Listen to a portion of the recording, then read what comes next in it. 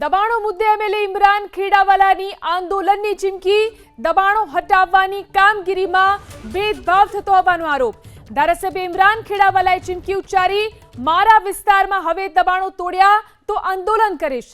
અમદાવાદમાં 40,000 સ્થળે ગેરકાયદે બાંધકામ આવેલા છે, માત્ર મારા વિસ્તારમાં જ દબાણો તોડવામાં આવે છે. સંકલન સમિતિમાં ઇમરાન ખેડાવાલાએ આ અંગે ઉગ્ર રજૂઆત કરી. જમાલપુર અને ખાડિયામાં 32 સરકારી શાળા બંધ છે તેવી રજૂઆત પણ ઇમરાન ખેડાવાલાએ કરી. કે આખા અમદાવાદ શહેરના અંદર 7 ઝોન છે. 7 ઝોનના અંદર જે પ્રમાણે દરેક જગ્યાએ ગેરકાયદેસર બાંધકામો થયા છે.